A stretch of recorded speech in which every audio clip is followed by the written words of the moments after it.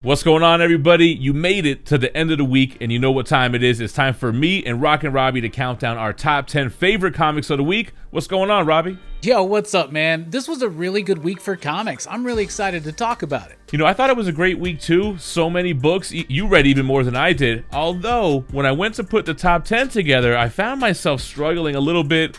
And I guess we'll talk about that as we go through the list. Before we get started, though, if you guys are digging these videos, hit that like button so this video gets recommended to others. Make sure to subscribe to the channel. Hit the notification bell so you don't miss one. And guys, heavy spoilers are ahead. If you don't want to get spoiled, come back after you read these issues because we're going all the way in.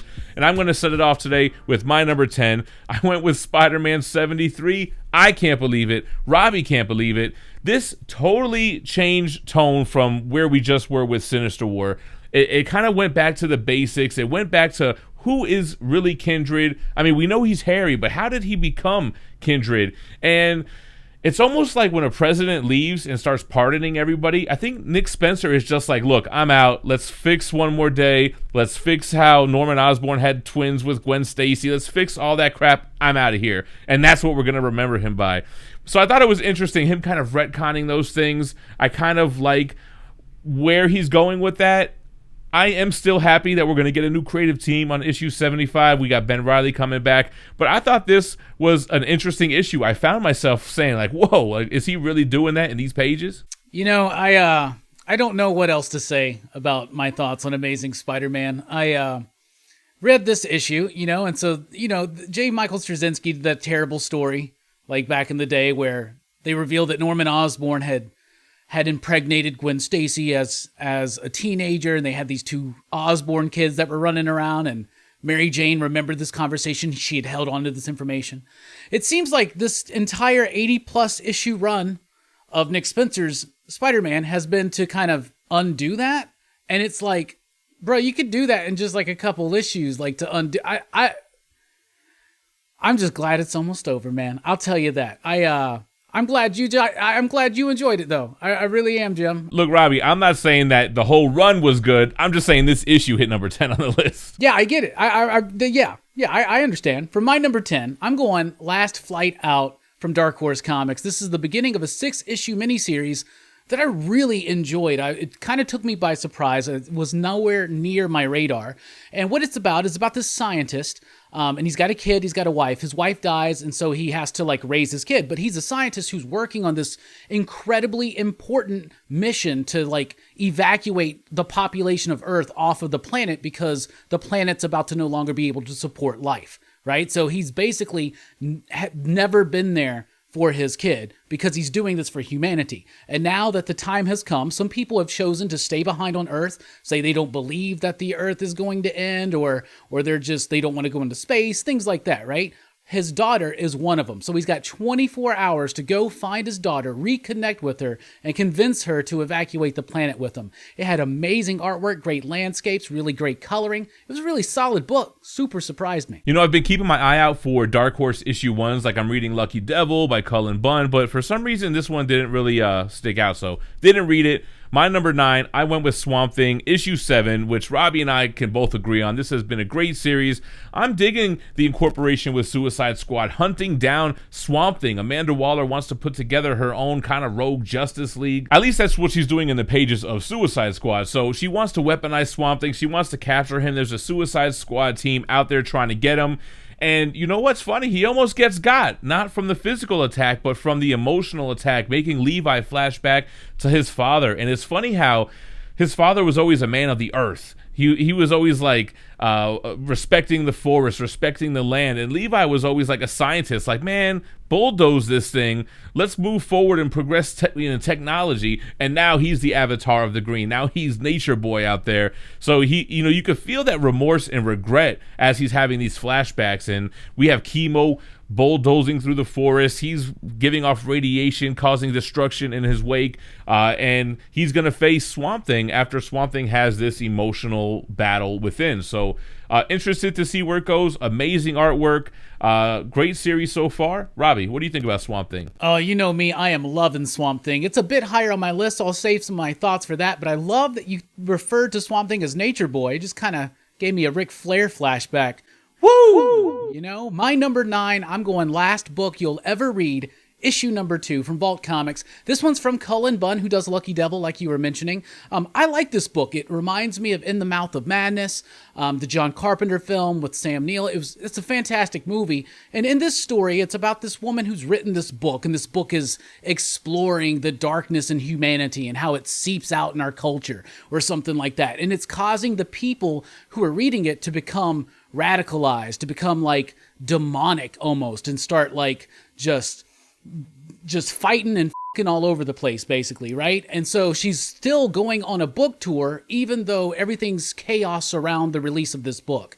And so she has to have a bodyguard who hasn't read the book, because reading the book affects you in that kind of a way. So in this issue, it kind of takes that a little bit further. He's this kind of like stuck up, we do it by the book, we do it my way, where I'm going to keep you safe. And then in typical tropey fashion, they wind up kind of, you know, hooking up, if you know what I'm saying. But this was a really cool continuation of that second issue. Cullen Bunn is incredibly prolific right now. I don't know how, but he's writing like 30 books all in 1 month or something. And I thought this book was super strong. Yeah, I wanted to jump on this one with issue 1, but I think my shop got shorted or something that week, and I never got back to it. Cool to see that you're still digging it, and it made the top 10. Moving on to number 8, funny enough, I'm going Suicide Squad issue 7. And Robbie, I know you hated this issue, but here's my thing. Here's the stack of books that I'm dealing with for this week. A huge stack. So when I have this ambush bug story, it was just so refreshing. Yeah, he was definitely a knockoff Deadpool. Basically the same exact thing as far as breaking the fourth wall, knowing he's in a comic. But I just found it refreshing in a heavy week of books. The art style was great throughout. It has like that real big superhero vibe. Even that big woman that's overweight seems muscular and strong, and the way that she's depicted. I thought it was cool. Again, Waller's trying to set up this like Injustice League, if you will. But Rick Flag is out, escaped from jail, and he's putting together the answer to her squad. So kind of interesting things moving along here. It was a funny issue, but it still kind of had some interesting aspects moving forward. Man, I really like how you thought I was just going to rag you on this. But yeah, I didn't like the ambush bug stuff in it. I found it rather annoying, but I like the other Suicide Squad with Rick Flag, you know, and he's got like the original Mirror Master. He's in this bunker and all that kind of stuff. So I didn't really like the revelation about Superboy in the annual. And then I really didn't like the ambush bug stuff. But then just when I thought I was about to drop this book, I was like, oh, the idea of Rick Flag having his own Suicide Squad against Amanda Waller with his crazy Suicide Squad, that's intriguing enough for me. I'm going to keep reading it for a bit. My number 8, Mamo, number 3. This is from Boombox. This is kind of like a young adult, I guess, young readers kind of book. It's about this village, and there's this young lady, and her mother is sick, and so she hunts out the witch of the village. Well, the witch of the village has died, but I think the granddaughter of this witch, she's not quite very like much wanting to talk to people or be involved in things, and she kind of gets coerced into helping. And there's this curse on this town. It's because her grandmother witch's bones are like scattered about the town, and they have to be buried outside of the town. So it's this kind of like nice, whimsical, but has a very serious and kind of somber and sober tone at times. The artwork is great. It's very manga-esque in its flow and its presentation. I have a lot of fun with this book, and it hit a point where you start realizing who was behind scattering this witch's bones, why they hold ill will towards this town, towards this family. This was a super solid book that I just keep loving. Yeah, this is a pretty diverse list. Not a lot of crossover. I'm not reading that title. Glad to see that you're liking it. And I'm going to move on to number 7. I went with Daredevil 34. Chip Zdarsky setting up the end of the Daredevil run. Now, I know they have this Kingpin event coming out afterward, but still, this title's ending in November, and it feels like they're leading up to the climax here. Looks like Daredevil, I was going to say Matt Murdock, but really Daredevil's locked up. Looks like Daredevil's had enough of prison life, not because he served his term and did his time, but he just doesn't like the politics going on and them testing on prisoners and things like that. So they're rioting. He's getting out. Elektra's still Daredevil out in Hell's Kitchen. And it looks like we have another Daredevil with Typhoid Mary, or at least she's fighting on their side, going against the Bullseyes, all these clones of Bullseye, which I don't know that I really liked that aspect of this, but hey, multiple Bullseyes killing people and having to get got by the Daredevil squad.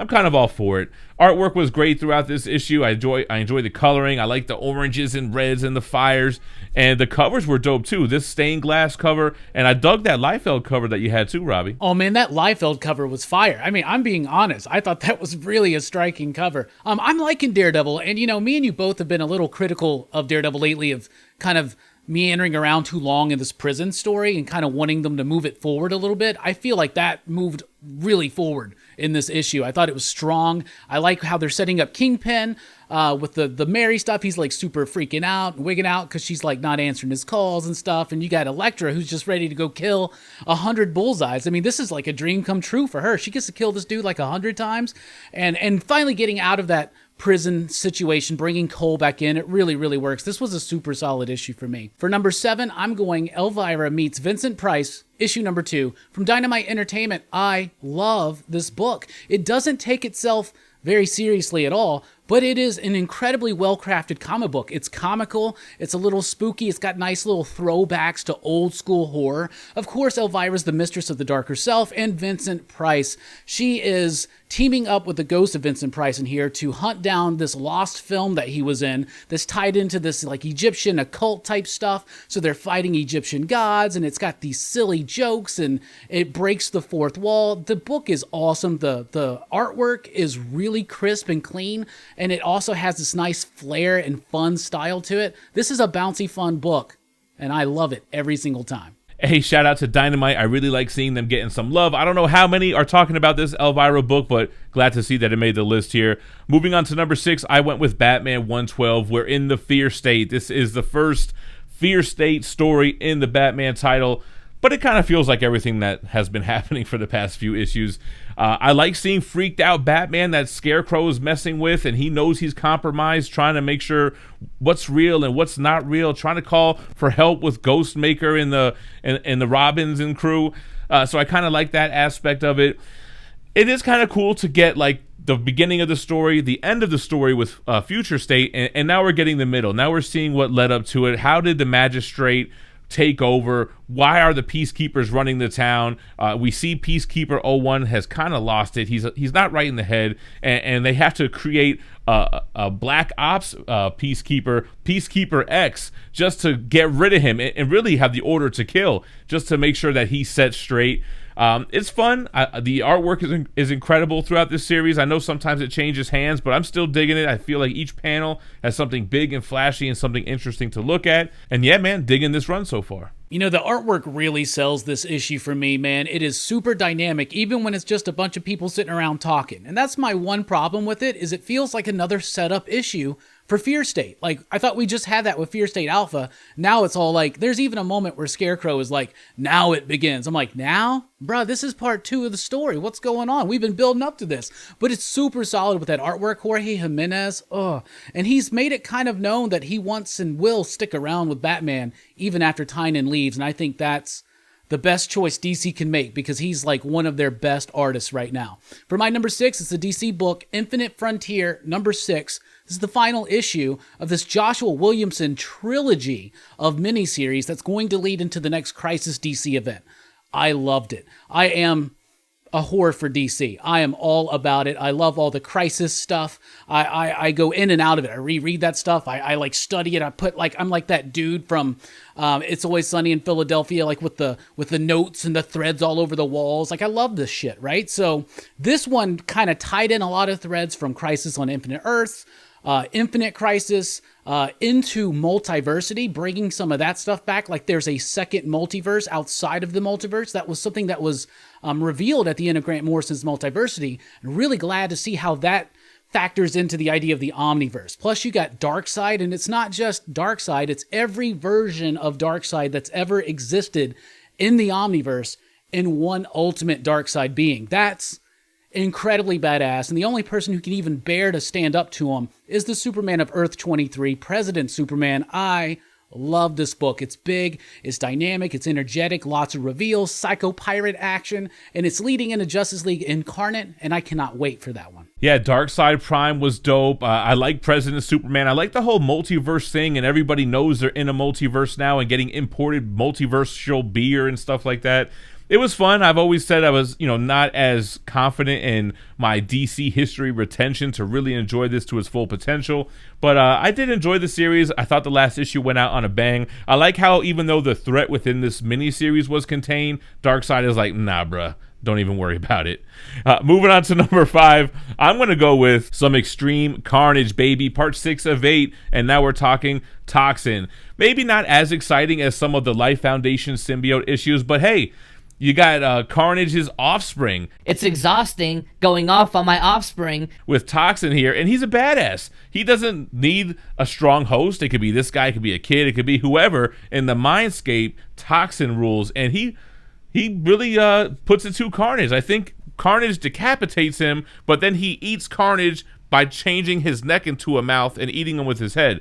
Some crazy stuff going on. Like I said in my non-spoiler review, Carnage is basically like Null. Now, he controls the mindscape of this handful of symbiotes. I don't know if it's just ones that he has a relationship with or if it's all symbiotes. Eddie Brock doesn't really have wind of what's going on because he's in other universes doing his God thing. But I had a lot of fun with this one. I like the Toxin symbiote. I'm a sucker for symbiotes, and I'm loving this series. I thought the art in the book was really, really solid. For me, this would probably work a lot better if it was just like a 6-issue miniseries and you had all the threads going on at the same time. It feel like they're kind of stretching it out into making sure they had enough one-shots for each one of the symbiotes. Of course, Agony's next. They got great covers. It's always nice to see what's going on with these symbiotes that you don't, well, for the most part, until recently, you don't usually see them too often. You know what I'm saying? For number 5, I'm going Swamp Thing, number 7, by Rom V, Mike Perkins, Mike Spicer. This book is just amazing. And yeah, if you thought that a DC miniseries was safe from a forced crossover with a movie tie-in, Suicide Squad, you would be wrong.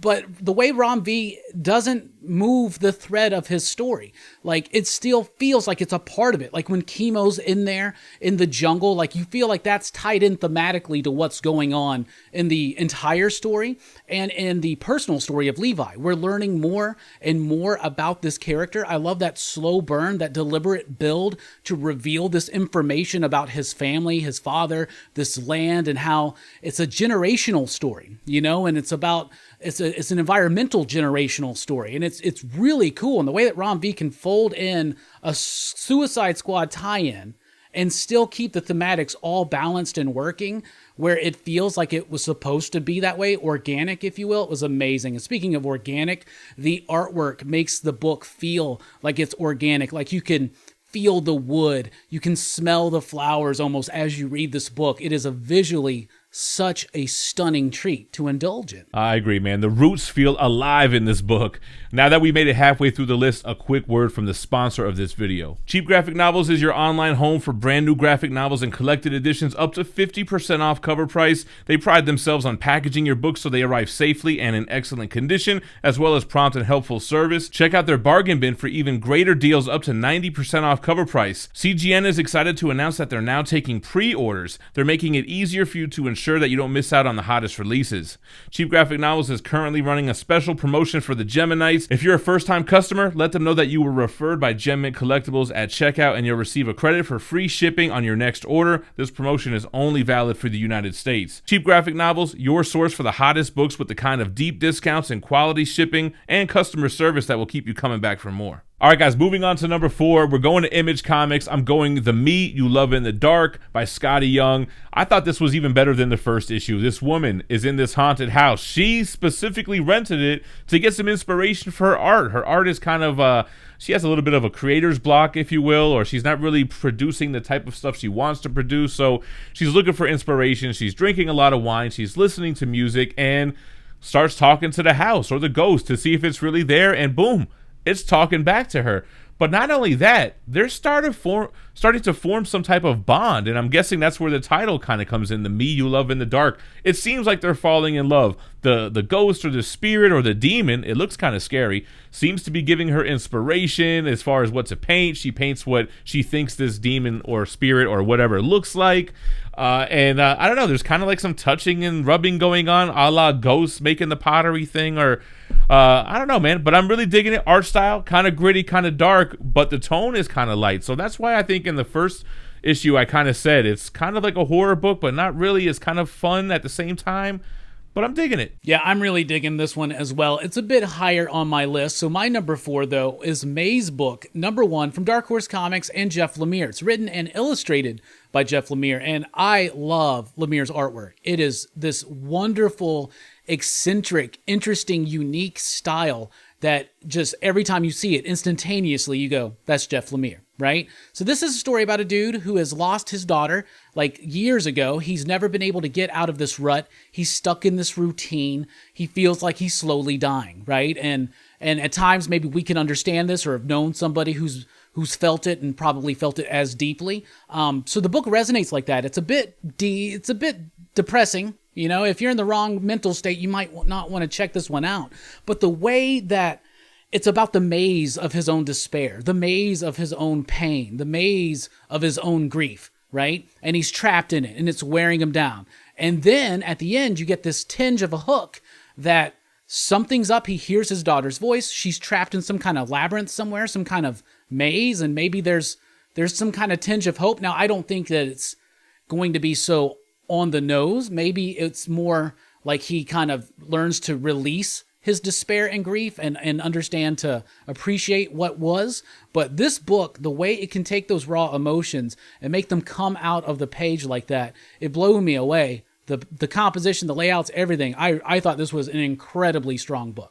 Yeah, I liked May's book. I didn't think to put it into my top 10. I thought it was a depressing book. I was sad. I felt bad for this guy. It kind of reminded me, without even the loss of his daughter thing, but just like the mundane life of a 9 to 5, going to work, taking a shower, getting stuck in traffic, all that kind of stuff day in, day out, but grieving with this huge loss at the same time.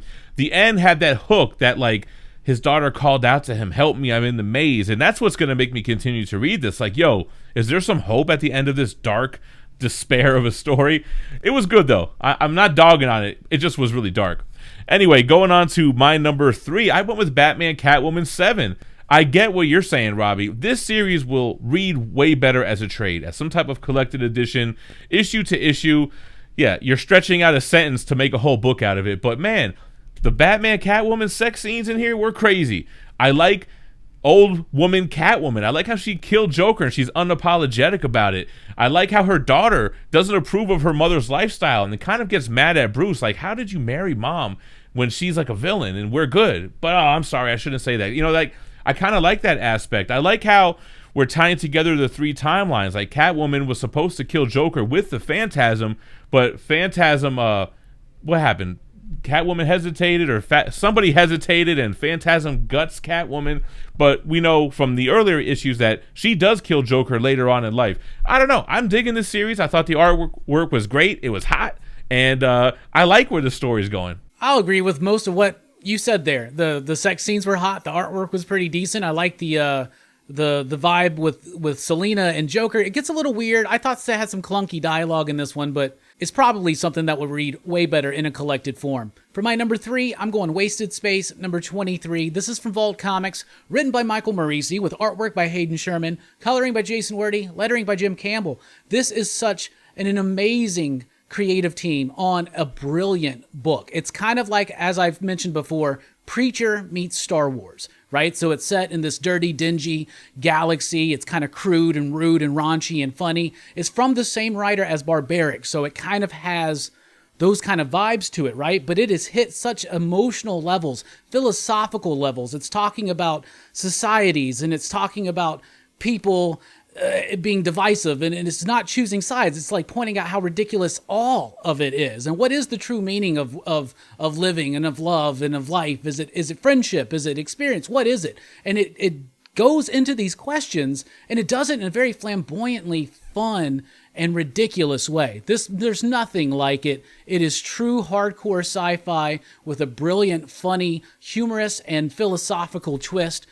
This only got 2 more issues left. I cannot recommend this book enough. Wasted Space is amazing, and this creative team just keeps getting better and better every single issue, and you've never seen composition like you do in the pages of Wasted Space. This stuff is brilliant. Wow, that sounds great, man. I'm going to have to pick that up in a hardcover or something. Moving on to number 2, a book that you didn't like, Suicide Squad, Get Joker, issue 2, Brian Azzarello. I really liked issue 1. I liked Amanda Waller recruiting Red Hood. He's in jail for his crimes of being a vigilante and killing people and things of that nature. He's leading the newest Suicide Squad team to get Joker. Joker is all throughout this issue. I don't think we even saw him in issue 1. He's in this one. He's more of the gangster Joker. They run up on him at the club. He's got the boom box that can destroy any one of the Suicide Squad members. He killed Amanda Waller. That was kind of cool. Somebody finally stick it to Amanda Waller. And kind of forces Harley Quinn to do this striptease thing, and everyone in the crowd is like kind of like messed up about it, except for that one guy. Robbie, you'll probably correct me on who he was, but the one guy's kind of digging it, and I don't know. It was just a fun, interesting story. The art style, I think, is great. I like how it flows, and you're seeing Joker being pretty like a real bastard, kind of not like how you've seen him before. Yeah, the guy you're talking about is Wild Dog, completely misrepresented in this story as far as who that character actually is. There's so many.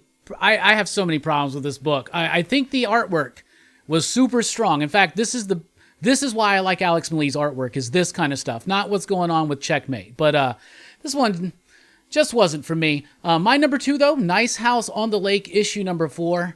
This was almost the pick of the week for me. It was super close, but I was like, am I going to keep going back to this one? Is it going to be too safe to always have this be the pick of the week? But no, it deserves it. It deserves to be up there at the top because it is one of the best books of the week. This book continuously develops. And, we were talking about how slow this book was kind of going at first, right? It was like the first day, then it was the second day. Now we're like a month in, and we're learning a whole lot more, like how they're getting their food, how the group has fractured even further. People are holding secrets back from one another and things like that. I really liked it. This one's kind of focused in on the Joker type character, not the Joker like Batman villain, but the more jokey comedic guy in the group. And I love it. It hits some really dark notes. Like there's this moment where you see that this woman, she's always coming up like, hey, has it arrived yet? Because they just write whatever they want on a piece of paper and it shows up the next day like in a package. And when you find out what her lists were, my husband alive, my husband, and then you just see straight razor, straight razor. And then they have this reveal. This book is amazing. Like the artwork is freaking flawless. The composition, the way the double page spreads work, the writing, it is verbose, but it's so engaging and transfixing that it works so well with everything together. It's just such an amazing experience that honestly, at the end of each issue, I'm like, no, I need more. This book is amazing. It is soaring. And Jordi Belaire's coloring, adding something to that tone, to that atmosphere.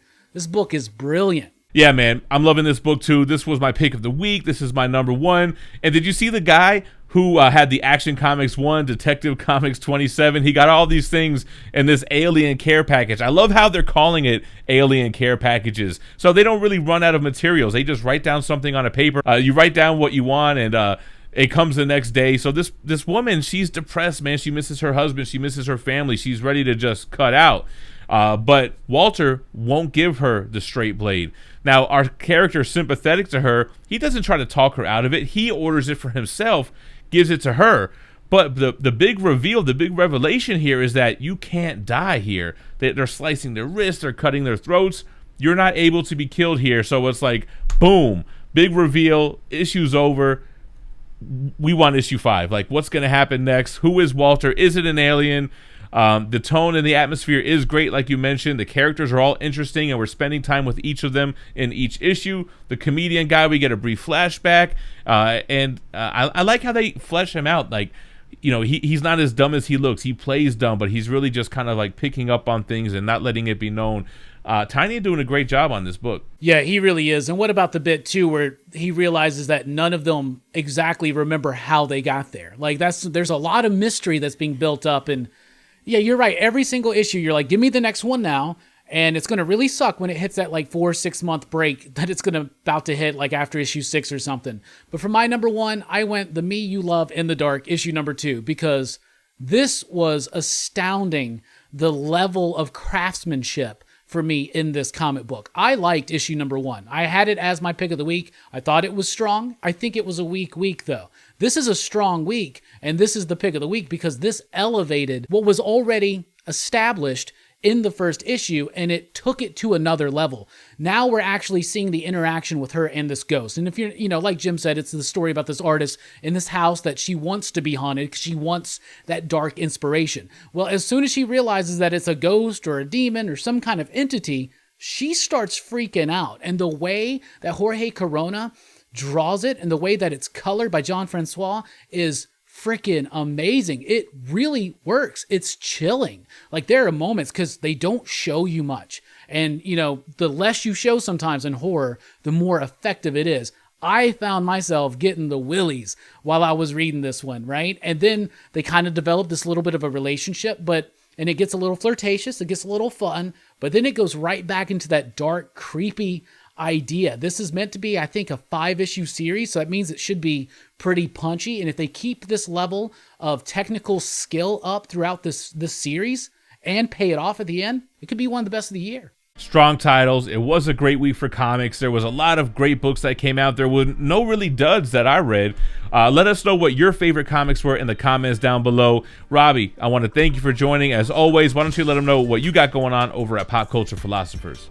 Oh, lots of fun stuff. Rockin Robbie live on Sunday night, weekly comic book reviews on Tuesday night, others things. We got PCP movie night. We're in the middle of Horror Fest right now, so check us out on Friday nights, 9 p.m. Central Time for live horror movie reviews and discussions. And Jim, just thank you so much for having me here every week because I love talking comics with you, the GemMinites, and the PCP Army. Stay. It's been a blast. Hit that like button on the way out. Make sure you're subscribed with the notification bell on so you don't miss a video. And if you haven't seen last week's top 10, make sure to hit the playlist to the right. Check out my new comic book day reviews from this week if you want to see my non-spoiler thoughts on the rest of this week's books, and subscribe to both channels. Stay minty fresh, y'all. Peace.